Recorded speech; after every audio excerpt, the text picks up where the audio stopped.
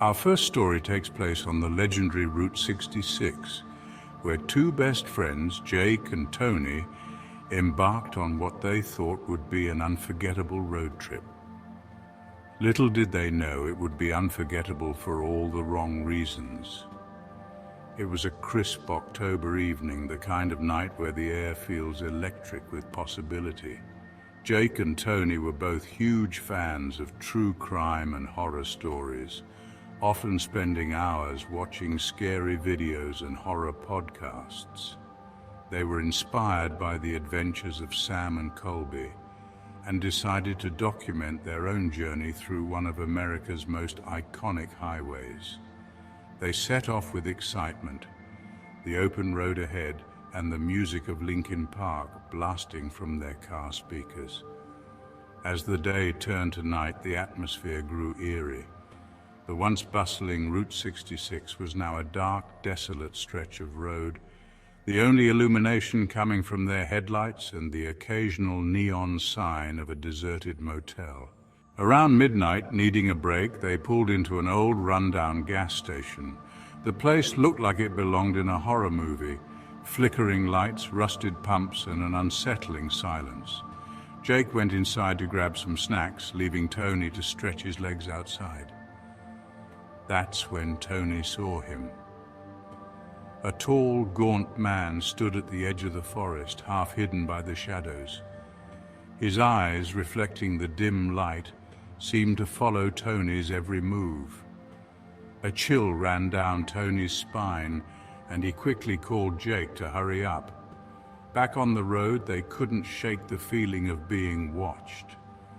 Laughter turned into silence as the night wore on, the darkness around them feeling more oppressive. They soon noticed a pair of headlights in the rearview mirror getting closer and closer. "What if it's that guy from the gas station?" Tony joked, though his voice betrayed his fear. The car behind them kept its distance but never wavered.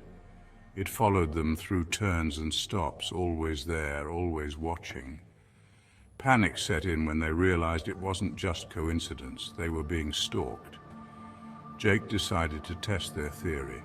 He sped up, then slowed down, took random turns, but the car mirrored every move. They were trapped in a nightmare on the open road, their stalker relentless. Desperation led them to take a sharp turn onto an old dirt road, hoping to lose the car in the winding paths. But the headlights followed. The terrain grew rougher, their car bouncing violently as they sped through the narrow road. Suddenly, their car hit a ditch, and they were thrown off the road, crashing into the forest. Dazed and injured, they scrambled out of the wreckage. The other car stopped a few feet away, its headlights glaring at them like eyes in the dark. The gaunt man stepped out, a sinister smile spreading across his face. Jake and Tony tried to run, but their injuries slowed them down. The man caught up easily, his laughter echoing through the night. Their screams were swallowed by the forest, their fate sealed by the darkness. Jake and Tony's road trip ended not in adventure, but in horror. Their story a chilling reminder of the dangers lurking in the shadows of the open road. Our second story brings us to the eerie outskirts of a small town in Nevada. Sarah and Emily, two friends on a cross-country trip, found themselves in need of a place to stay for the night. They stumbled upon a secluded motel that looked like it hadn't seen visitors in years. It was the kind of place you'd see in a horror movie, with peeling paint, flickering neon signs, and an unsettling silence that hung in the air. Tired and with nowhere else to go, they decided to check in. The old man at the reception desk seemed harmless enough, though his eyes held a certain darkness that made Sarah uneasy. "You girls be careful," he said cryptically as he handed them the key to room 13.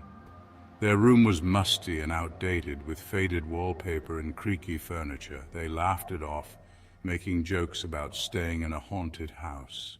As they settled in for the night, strange things began to happen. Emily was the first to notice the odd noises, whispers that seemed to come from the walls, the faint sound of a child crying. Sarah dismissed it as the wind, but unease began to creep in.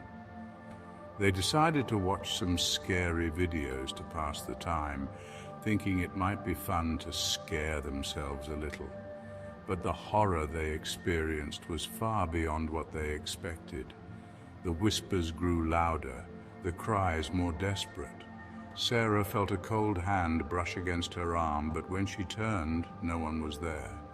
The TV flickered, and for a moment they saw the reflection of a shadowy figure standing behind them. Panic set in.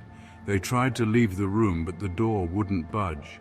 It was as if some unseen force was holding it shut. Desperate, they screamed for help, but their cries were swallowed by the oppressive silence. Then the old man's voice came through the door, calm and eerie. "It's no use," he said. "The spirits here don't like visitors." In a last-ditch effort, they smashed the window and climbed out, cutting themselves on the glass. They ran to their car and sped away, not daring to look back. As they drove, they noticed in the rearview mirror that the motel had vanished, replaced by an overgrown lot. Their ordeal didn't end there. The whispers followed them, haunting their every step.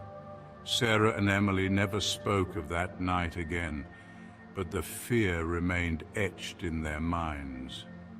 Their road trip turned into a lifelong nightmare, the haunted motel a reminder of the supernatural horrors that can lurk in the most unexpected places.